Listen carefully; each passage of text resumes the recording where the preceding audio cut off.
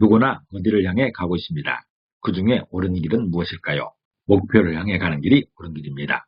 한자가 처음 갑골문 형태에서 지금처럼 변한 이유는 필기도구의 발달에서 찾을 수도 있지만 사유 구체화나 표현 방식의 전환도 있습니다. 처음에는 그렇게 생각했었는데 사유의 변화에 맞춰 다르게 표현할 필요가 생긴 것입니다. 셋단자는 다르게 표현하는 그 필요를 찾고 있습니다. 오늘은 오를 시자와 관련된 5개 한자를 모아 셋단자로 해석해 보겠습니다. 먼저 중심자로 사용될 오를 시자입니다. 오를 시자는 옳다는 의미가 있죠. 이 오를 시자는 해일자와 짝필자로 구성되었습니다. 그 중에 해일자는 해를 의미합니다. 목표로 해석되지요. 또 짝필자는 짝을 의미하는데 발걸음을 형성한 글자입니다. 그래서 발걸음을 표현하고 있습니다. 그래서 오를 시자는 해를 향해 발걸음을 하는 것이 옳다는 그런 표현입니다. 다시 말해서 정해진 목표를 위해 노력하는 것이 옳다라는 것이죠. 옳다라는 것은 사례에 맞고 바른 것을 말합니다. 사례에 맞고 바르게 행동하는 것을 옳은 행동이라 하는 것이지요. 뒷짐을 짓고 천천히 걸어가든 아니면 열심히 뛰어가든 목표를 향해 가는 것이 옳은 일입니다. 정해진 목표를 위해 노력하는 것이 한 인생을 사는 사람의 옳은 발걸음인 것이죠. 오를 시자는 그것을 표현하고 있습니다. 오를 시자가 포함된 첫 번째 관련자는 제목 제자입니다. 제목 제자는 제목을 의미합니다. 머릿말이지요. 이 제목 제자는 오를 시자와 머리 혈자로 구성되었습니다. 그 중에 오를 시자는 옳다는 뜻이 있고 머리 혈자는 머리를 의미합니다. 처음을 의미하고 있죠. 그래서 제목 제자는 머리를 옳게 하는 것이 제목이라는 표현입니다. 다시 말해서 제목은 처음부터 옳게 하는 힘이 있다는 그런 설명인 것이죠. 제목이라는 것은 작품을 대표하거나 내용을 보이기 위한 이름을 말합니다. 다시 말해서 제목은 전체를 압축해서 표현하는 그런 힘이 있는 것입니다. 책마다 나름의 이름이 있죠. 이 이름을 보게 되면 이 안에 내용을 추측할 수가 있습니다. 내용과 상관없는 제목을 진다면 그것은 실패한 것입니다. 시작도 하기 전에 실패한 것이죠.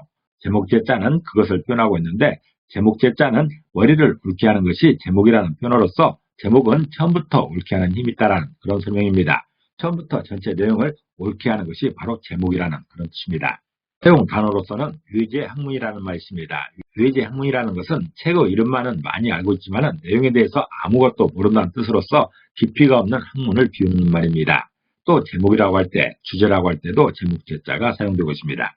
두 번째 관련자는 둑제자입니다. 둑제자는 둑을 의미하죠. 제방을 의미하고 있습니다. 이 둑제자는 흑토자와 오르시자로 구성되었죠. 그 중에 흑토자는 흙을 의미하는 것이고 오르시자는 옳다는 의미가 있습니다. 그래서 뚝제자는 흙을 옳게 하는 것이 뚝이라는 그런 표현입니다. 다시 말해서 둑을 쌓는 일은 흙을 가장 올바르게 사용하는 방법 중에 하나라는 것이죠. 흙을 가지고 성을 만들기도 하고 집을 짓기도 합니다. 어떤 좋은 시설물을 만들기도 하죠.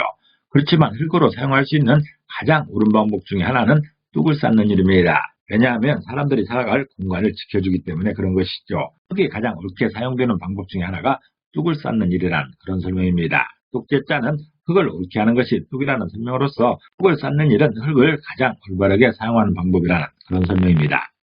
사용 단어로서는 재괴의혈이라는 말이 있습니다. 재괴의혈은 개미구멍으로 인해서 제방이 무너진다는 그런 뜻이죠.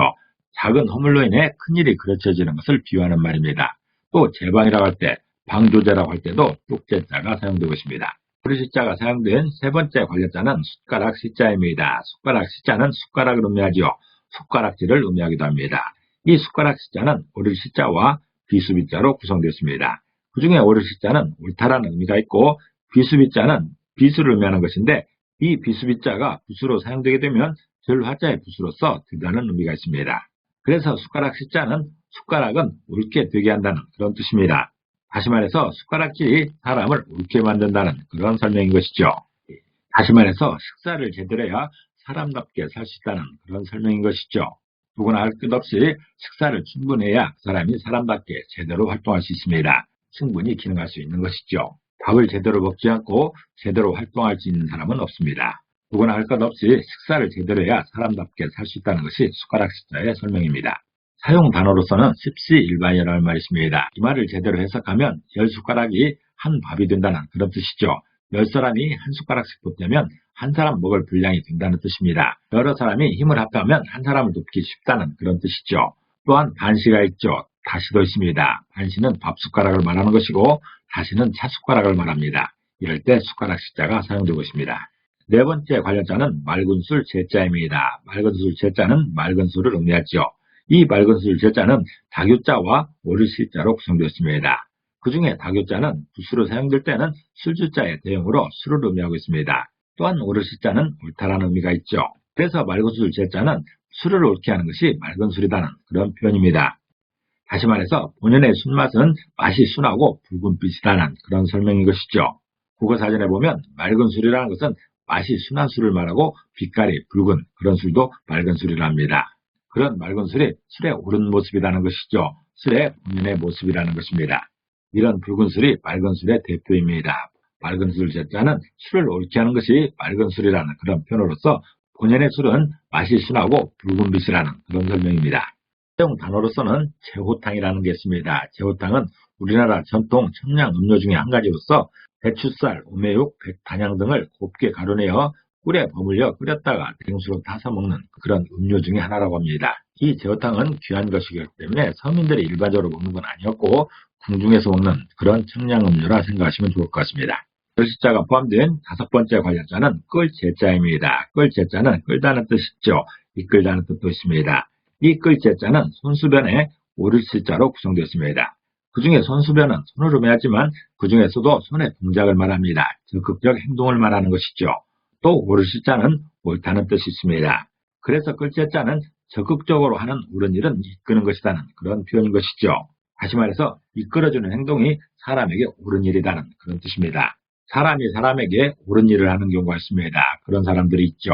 옳은 일을 하는 사람을 의인이라 합니다. 옳은 일을 하는 사람이 무엇인가? 대표적인 게 사람을 이끄는 것입니다. 내 쪽으로 잡아당겨주는 것이 옳은 일이라는 게 끌제자의 표현입니다. 끌제자는 적극적으로 옳은 일은 이끄는 것이라는 그런 표현이죠. 이끌어주는 행동이야말로 사람에게 옳은 일이라는 그런 설명입니다. 사용 단어로서는 이제면명이라는 말 있죠. 이제면명은 귀를 잡아당겨 얼굴을 마주하고 가르친다는 뜻으로서 자세하고 친절하게 가르쳐주는 것을 이루는 말입니다. 또 제공한다고 할 때, 제안한다고 할 때도 끌제자가 사용되고 있습니다. 오늘은 오르시자와 관련된 5개 한자를 모아 세트 한자로 해석해봤습니다. 오늘 배운 것을 다시 한번 요약하겠습니다.